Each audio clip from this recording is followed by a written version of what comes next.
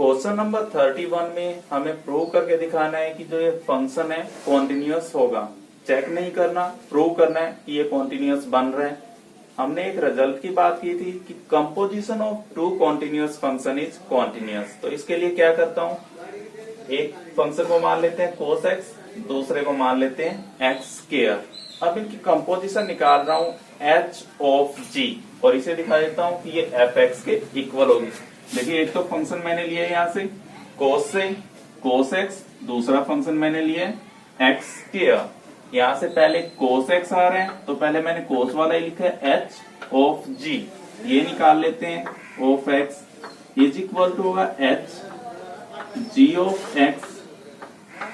g of x की value होगी हमारे पास g of x equal to है x स्क्वायर के। यहाँ पे क्या करते हैं हम हमेशा पुट कर लेते हैं इस वैल्यू को y, पुट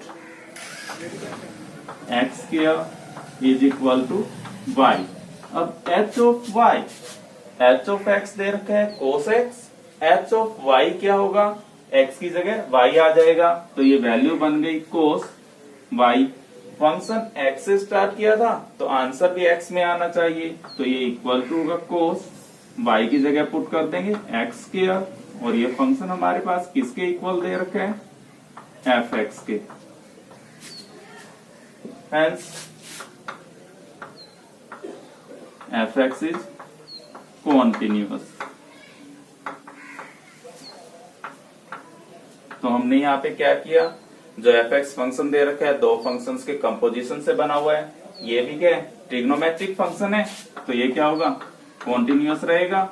ये क्या है, पॉलिनोमियल फंक्शन है, ये भी कॉन्टिन्यूअस रहेगा।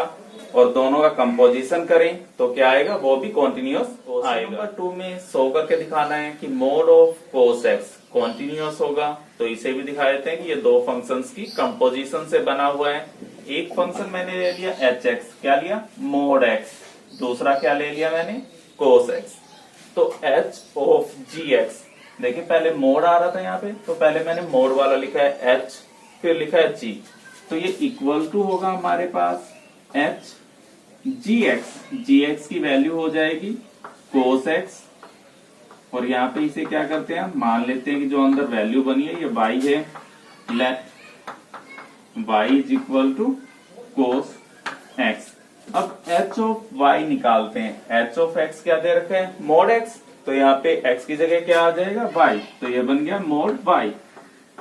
क्वेश्चन x से स्टार्ट किया, आंसर भी x में है तो y को अगेन से रिप्लेस कर दीजिए। ये हो गया cos x और ये किसके इक्वल है, fx के इक्वल है। Hence fx is continuous. तो fx क्या बन जाएगा हमारे पास, कॉन्टिन्यूअस फंक्शन बन जाएगा।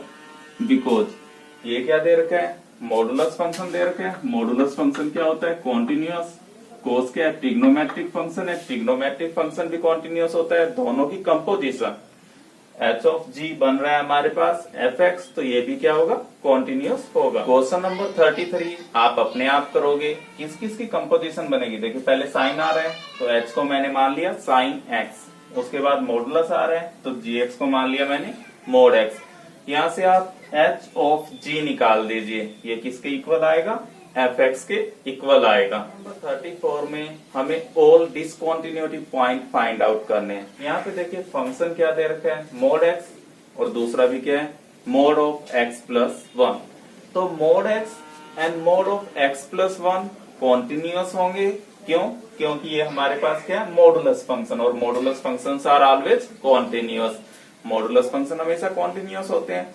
और दो फंक्शंस का चाहे आप सम कीजिए या फिर डिफरेंस, यहाँ पे क्या दे रखे हैं, डिफरेंस, तो हम यहाँ पे लिख देते हैं difference of two continuous function is continuous. दो कॉन्टिन्यूअस फंक्शन का डिफरेंस भी क्या होगा, कॉन्टिन्यूअस होगा।